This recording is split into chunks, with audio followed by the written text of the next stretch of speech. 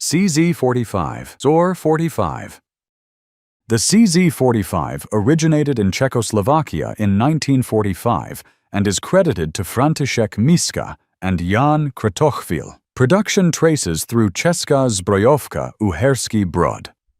Also known as Vzor 45, its lineage ties directly to the pre-war CZ-36 that set the template for a very small 25 automatic. It is chambered in 25 auto and feeds from an 8-round single-stack magazine, measuring about 127 mm in overall length, 91 mm in height, and roughly 410 grams.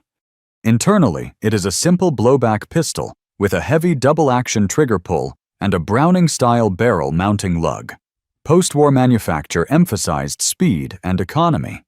A side plate and a magazine safety were added to simplify assembly and control cost. A significant later iteration arrived in 1992 as the CZ-92, which moved the magazine release behind the trigger and modernized the grips.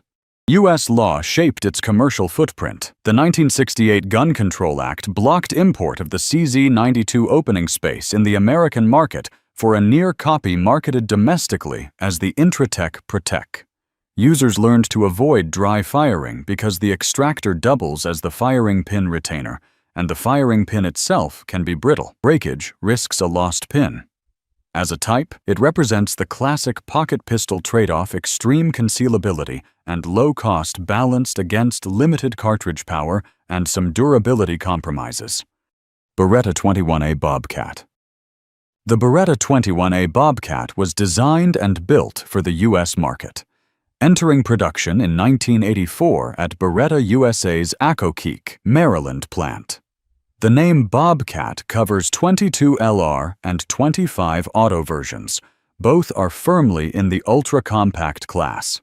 Typical numbers place overall length around 125 mm with a 61 mm barrel, and weight is roughly 335 grams in 22 and 325 grams in 25, with 7 or 8 round magazines depending on chambering. The operating system is straight blowback with single and double action capability and an exposed hammer. Its defining feature is the tip-up barrel that pivots at the muzzle so a round can be loaded directly into the chamber without racking the slide. In a further departure from convention, it lacks a dedicated extractor and relies on gas pressure to expel spent cases, which places a premium on ammunition selection for reliable function.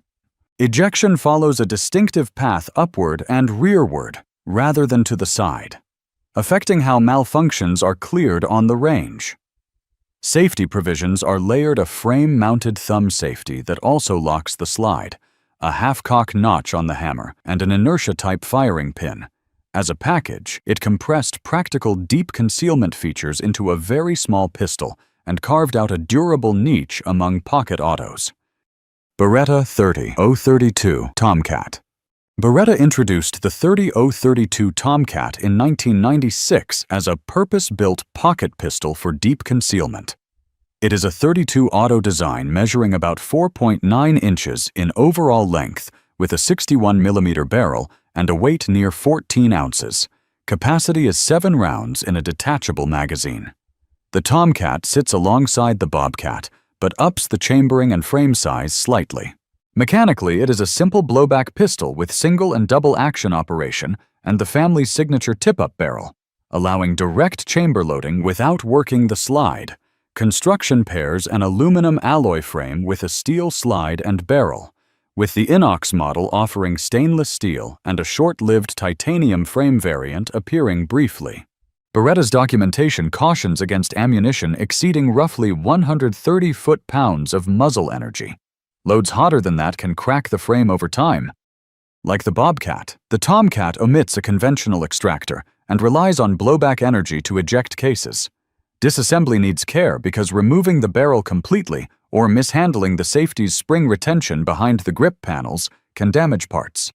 Its appeal has been sustained through iterative variants such as the Inox, the Alley Cat, and the Covert with threaded barrel, all retaining the tip-up convenience that defined the series.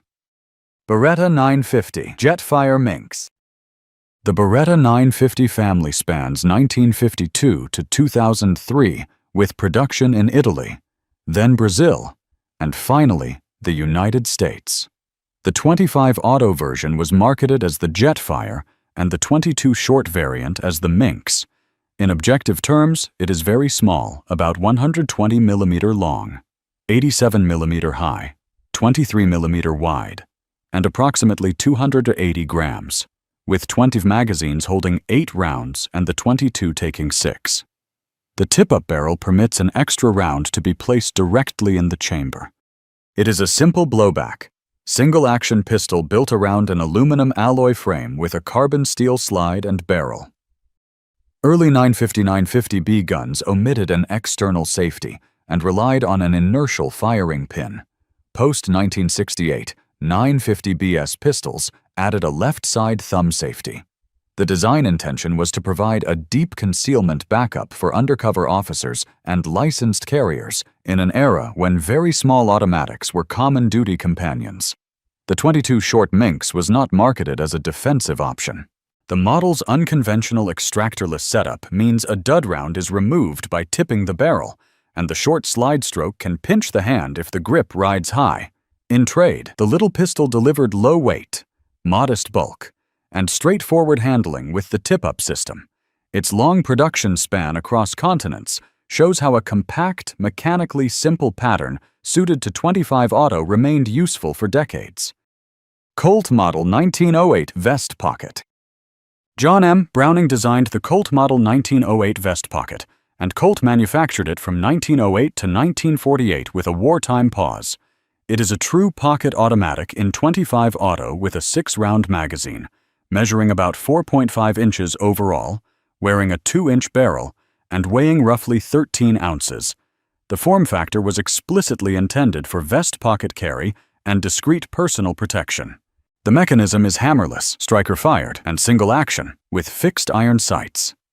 Safety engineering was extensive for the time a slide-locking safety catch, a grip safety, and beginning around 1916 to 1917, the Tansley magazine safety disconnector that Colt patented in 1917. Early owners encountered green brochures advertising the new magazine safety, and around serial 280,000, the slide inscription was updated to include the patent date. Finish options ranged from Colt's Carbona Blue to polished nickel and special precious metal plating, with grips spanning hard rubber, ivory, and mother of pearl. Production reached roughly 409,000 before the 1943 to 45 pause, with post-war assembly bringing totals into the 420-705 range. During the Second World War, it saw limited clandestine service with OSS and SOE personnel. Collectors remain wary of spurious U.S. property or ordnance stamps. None are known to be genuine on this model. The design helped normalize tiny automatics in the American market, and advanced factory safety features later adopted across the pocket pistol class. Astra Model 2000 Cub. The Astra 2000 Cub is a vest pocket 22 short pistol finished to the standard expected of a European import. It is a 6+1 design, compact enough that the grip accommodates only a couple of fingers, and the sight radius measures roughly 3.5 inches. The sights are usable despite the scale. Ballistics from the short barrel are modest, with common 29 grain loads estimated around 750 feet per second, which places its utility at close range rather than as a primary defensive tool.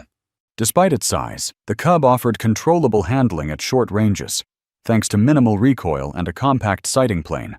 Maintenance is straightforward, and parts interchangeable with Colt Juniors, making it practical for users who prioritize concealment over stopping power. Controls and ergonomics reflect the size a heavy, somewhat gritty trigger near 8 pounds, and a magazine disconnect safety that adds a layer of precaution to a pistol intended for discreet carry. Build quality presence, a split personality external fit, and machining are well executed, while interior surfaces show expedient tooling and file marks typical of mass-produced pocket guns. Field stripping is more clever than the category might suggest. Locking the slide, then rotating and withdrawing the barrel, clears obstructions, and simplifies basic maintenance. In the post-war period, the same basic pistol appeared under Colt branding as the Colt Jr. In today's market, well-running Cubs sit in the low to mid-hundreds, with Colt-marked examples and particularly clean specimens bringing more. As an archetype, it shows how an ultra-small automatic can be both charming and practically shootable within its narrow envelope.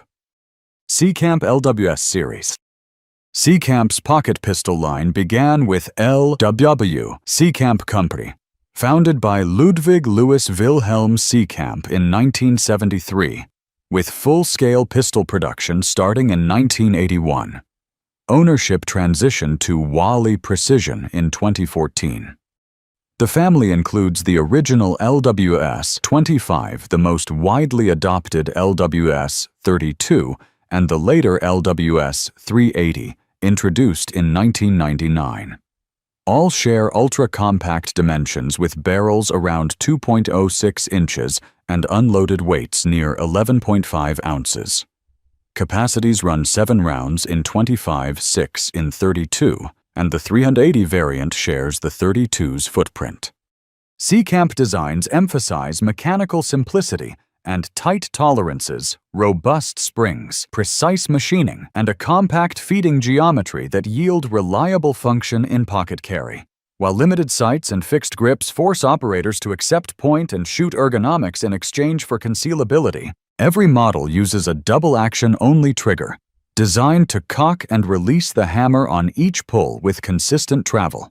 The LWS 25 operates as a straightforward blowback pistol, while the LWS 32 employs a chamber ring delayed blowback system that raises a ring at the rear of the chamber to slow the slide on firing. In keeping with the role, Seecamps dispense with conventional sights and wear checkered glass-filled nylon grips, optimizing for very close range use from a pocket. Production history matters to collectors. Approximately 5,000 LWS 25 pistols were made between 1981 and 1985, and early examples draw premium prices today, with high demand once pushing ordinary production guns into 4 figures.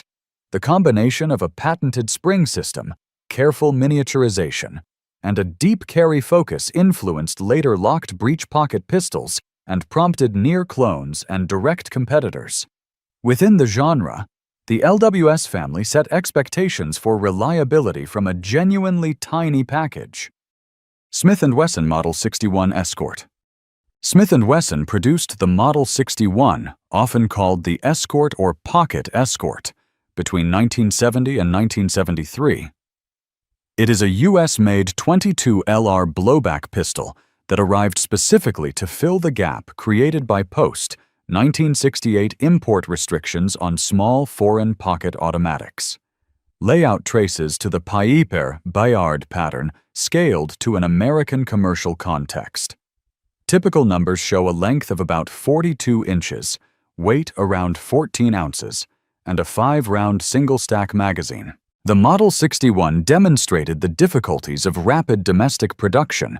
Milling inconsistencies and extraction issues prompted extensive factory repairs, yet it restored an American-made option for vest pocket shooters, illustrating how regulation-driven demand can produce imperfect engineering responses to market gaps.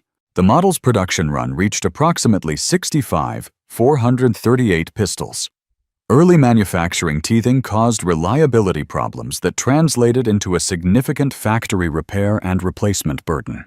In concept, it met a clear market need by domesticating a pocket pistol format that could no longer be brought in easily from Europe.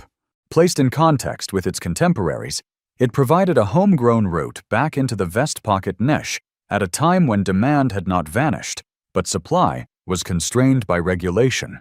Its short arc and service record reflect how quickly design and quality control must converge when a company attempts to satisfy a suddenly underserved segment. Kel-Tec P32. Kel-Tec introduced the P32 in 1999, and the pistol helped shape early concealed carry thinking in the modern era. It is chambered in .32 auto, uses a single-stack 7-round magazine, and runs a Browning short recoil action rather than the blowback system common to earlier 32s. Weight is exceptionally low at roughly 6.9 ounces, and the pistol is sized for deep pocket carry. The P32's short recoil layout and minimalist controls prioritized shootability and concealment. Its molded sights and snag-free geometry let users present and fire quickly, while lightweight construction demanded disciplined grip technique to maintain accuracy during rapid strings at close quarters engagement distances. Edges and contours are smoothed to reduce snagging, including a rounded rear profile intended to clear cloth on the draw. The sights are tiny and molded into the slide, which aligns with realistic distances for such a pistol. Most work is done inside 10 yards. Felt recoil is very mild for the caliber, helped by the short recoil system that trims the sharpness seen in many blowback 32s. In timed strings, shooters often record faster 5-shot draws with the P32 than with small 380s due to the combination of lower recoil and manageable trigger travel. Reports across a long service life point to reliable cycling of common bullet profiles when magazines and springs are in good order.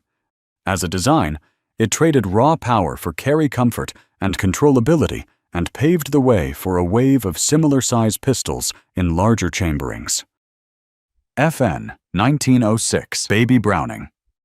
Dieudonné Saïve designed the Baby Browning in 1927 as a compact successor to the earlier FN 1905-1906 pattern, and FN launched it in 1931. It is a 25 auto striker-fired, single-action blowback pistol with a 6-round magazine that loads from a sealed bottom base. Dimensions place it squarely in the vest pocket category around 104 mm long, with a 53.6 mm barrel, a height near 72 mm, a width of roughly 235 mm, and a weight of about 275 grams. The Baby Browning combined precision stamping and tight tolerances to deliver reliable feeding and extraction despite its size. Broad production runs and licensed builds ensured parts availability, while wartime and clandestine use proved the design's utility beyond civilian pocket carry. Production in Europe reached roughly 550,000 pistols through 1979, including engraved Renaissance models and aluminum-framed lightweights. After 1979, manufacturing shifted first to MAB in France through 1983 and later to licensed North American production under PSP-PSA beginning in 1984, with subsequent material upgrades spanning 303 stainless steel and 7075 T652 aluminum frames. The 1968 Gun Control Act interrupted U.S. importation, and later political export denials scuttled a large PSP contract, shaping availability as much as demand. The pistol's reputation extends beyond civilian pockets. It saw clandestine and military use in World War II and appeared again in Vietnam, including issue to MACV SOG teams. Accounts also place it with North Korean infiltrators. Domestic American copies, such as the Bauer, Fraser 25, mirrored the concept for the local market, and PSA variants carried the pattern forward.